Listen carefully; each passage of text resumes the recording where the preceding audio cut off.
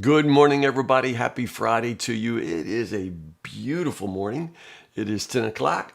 I am Tim Harris. It is time for 10 with Tim. We go verse by verse through the Word of God Monday through Friday live here on Facebook or on YouTube or Spotify, wherever you find podcasts.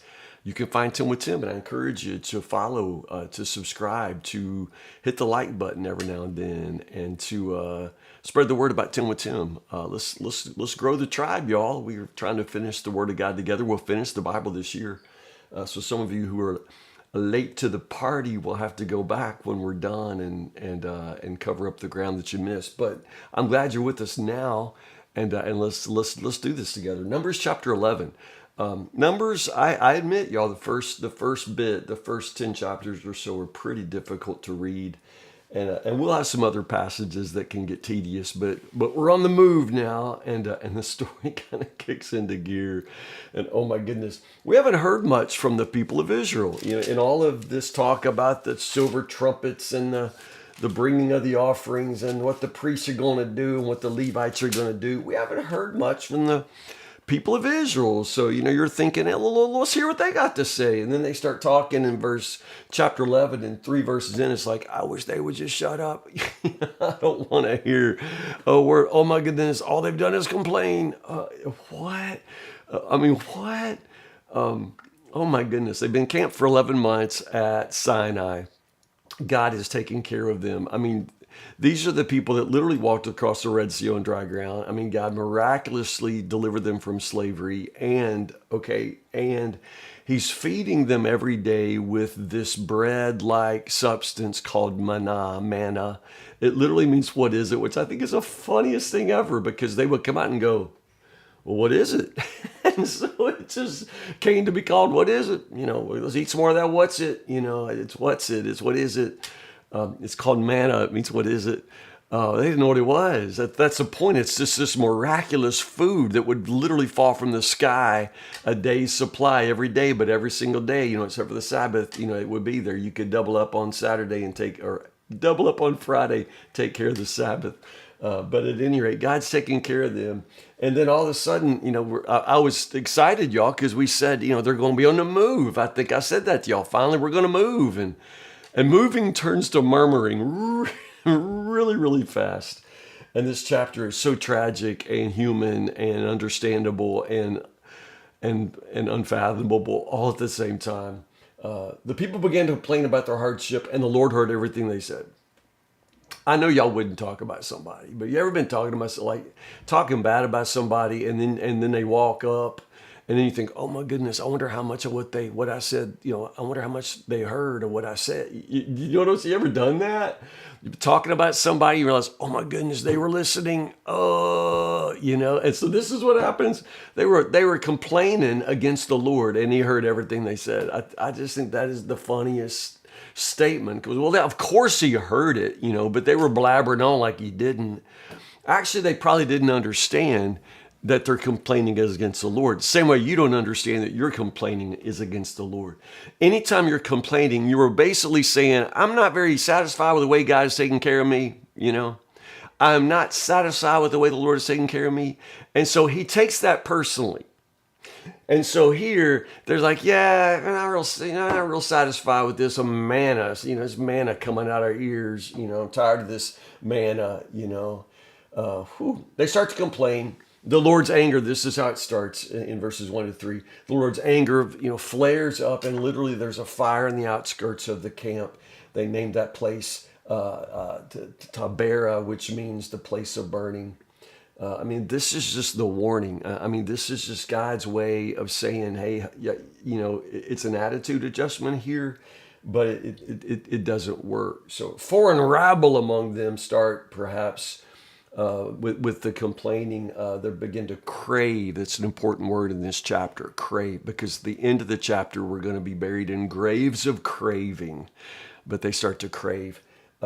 I guess if there's any little lesson here in verse 4, it's just that simple lesson that you can't let the people of the world set the tone for what the people of God are going to say and do, So it's the rabble among them that start the conversation, but then the people of God are like, yeah, you're so right, and it's all about, food. They think it's a menu problem. It's a heart problem. They think it's a menu problem.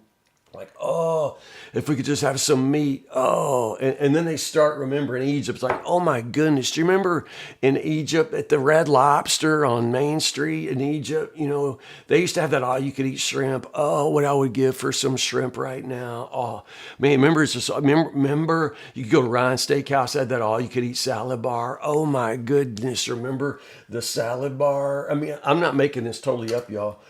We had all the cucumbers and melons and leeks and onions and garlic we wanted. I'm telling you, it's Red Lobster. It's a Ryan Steakhouse. It's a salad bar. Oh my goodness, they've shut down Ruby Tuesday. I love that salad bar at Ruby Tuesday. I mean, that's what they're saying. But now all we ever see is this manna, bleh, manna. What's wrong with the manna? It's miraculous, yeah, but it's monotonous. We have this terrible habit of taking all of our blessings for granted, don't we? Someone once said, if the stars only came out once a year, we'd stay up all night just to observe them. If the stars came out once a year, one night a year, we'd stay up all night long just to look at them. But they come out every night, and so we don't ever look at them at all. We take things for granted, and you can never be grateful for anything that you take for granted, And so the whole point here with this complaining, yes, it's against God, but this craving, complaining, this habit that the people fall into, the problem is a way that it causes them to continue to crave more than what God provides, or to crave the things God doesn't provide while turning up your nose at the things that God does provide. It's a devastating kind of spiritual malady to fall into. And so verses 10 to 15 or so, you got Moses' meltdown. And I guess I relate. I'm not Moses, and I love the church that I'm blessed to serve. But then sometimes I'm like, I'm not your mama, And that's exactly what Moses, did I give you birth? Am I your mama? I ain't your mama. I mean, that's exactly what Moses says. I ain't your mama. But he's talking to God saying, why did you, when God first called Moses thought the hardest part of his whole job was going to be, preaching. I'm not a good speaker, he says. And if Moses had only known that preaching was going to be the easiest thing he did. Am I talking personally now? Probably. Preaching's like the easiest thing you're going to do, Moses. The rest of the time, you're just going to have to deal with people, and they're going to whine and complain, and you're going to say, I am not your mama, I am not your mama, Oh my goodness, did I give birth to them? Did I bring them into the world? Moses says, where am I supposed to get meat for all these people? It's like they're all complaining, saying, "We can give us meat." And he's like, what are you talking about? Whew. I guess even the best leader, Moses, I'd say is one of the greatest leaders of all time. And I guess there's something for me, probably, I don't know, in the flesh, satisfied in a way, that even one of the greatest leaders in the Bible here, just cracks under pressure. He just does. And I love the way God is so merciful with Moses. It's almost like, God, oh my goodness, God is the one with the power. Moses is just trying to be faithful underneath God who is leading his people. But I still love the way that God just listens, and God just gives Moses what he needs. And they continue to bear this burden of leading the people of God together. So in this particular passage, verses 16 to 30 or so, you have this amazing episode where the 70 elders are appointed, and this is God's instruction: bring 70 men who are recognized as elders of Israel, and bring them to the tabernacle to stand there before me. I'm gonna anoint them with the Spirit to lead. I love this. This passage reminds me of that whole episode with Jethro, Moses' father-in-law, when he came and saw Moses doing his thing and thought, good night, you're going to kill yourself trying to take care of all these people by yourself. So this is a similar kind of episode, only this instance it's God saying, okay, you got to have some help. I'm going to appoint a staff real quick. In my mind, there's so much about this passage that reminds me of Pentecost. It just does. the fact that the spirit that belonged to one, like Jesus, the spirit that belonged to one is now given to the many, and they all begin to prophesy, which is so very Pentecostal, so much like Pentecost. And then the wind blows, and it's not the dove of the spirit, but it's 3 feet of quail, 3 feet of dead birds on the ground. So it's not exactly Pentecost, but you know what I'm saying? It's an early preview of when the Spirit will come at Pentecost upon the many, and they will prophesy. Again, it specifically says they prophesied. That didn't happen again. So again, similar to Pentecost, that amazing manifestation of prophecy that you see at Pentecost, it's a sign that the Spirit is on these people, and in the same way, the elders they prophesy, and it even it spills out. It's not just these elders. So there's two other, Eldad and Medad. Eldad and Medad, Joshua catches them prophesying. He's like, wait. What are we supposed to do? What are we supposed to do about these two? Moses just said, let them go. I wish everybody had this spirit was prophesying. I won't complain because we got two extras. But anyway, I just love that so much. It doesn't seem that they continue to prophesy in this way, but the Spirit remains with them, and they will lead alongside Moses. They'll fulfill that leadership function. The last part. So God sends the quail. You want meat? I will give you meat. It's going to come out your nose. That's what he says. You're going to eat meat till it comes out your nostrils, and that's what happens. This is kind of like, when you were a kid, if you had an old school dad and you were caught with smoking a cigarette, and so your daddy made you smoke the whole pack in front of him. You smoked until, you turned green and puked.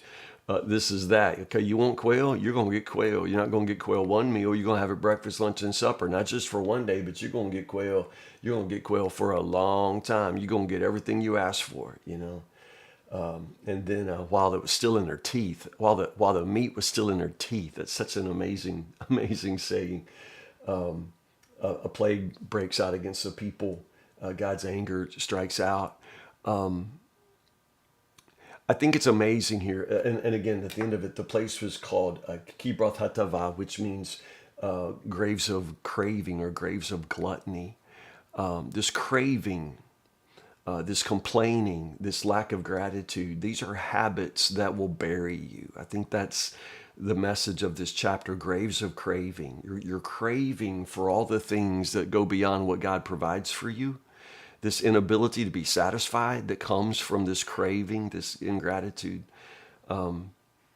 These habits will bury you. Learn to be content with what God provides. Learn to recognize and be thankful for the way he takes care of you, and quit your complaining. It is a habit that will bury you. We'll pick up right here. We'll just do chapter 12 tomorrow because it's amazing. You thought you thought we were done complaining, and now Miriam and Aaron, oh my goodness, Moses' brother and sister are going to open their mouths tomorrow, and you'll wish they hadn't. So we'll pick up right there. Numbers chapter 12, verses 1 to 16. All right, I guess that's for Monday, right? Numbers chapter 12, verses 1 to 16. Have a good weekend. It's Heritage Sunday at Woodburn on Sunday, so I will be preaching a sermon called Staying Alive. We're going to look at the decade in our history of the 70s, and I'm really excited about this day. We're going to talk about youth ministry, which began at Woodburn in the 70s. And again, sermon's called Staying Alive. I can't wait. If I don't see you Sunday, I will see you Monday morning, Lord willing, at 10 o'clock for 10 with Tim. Have a great Friday. Have a good weekend.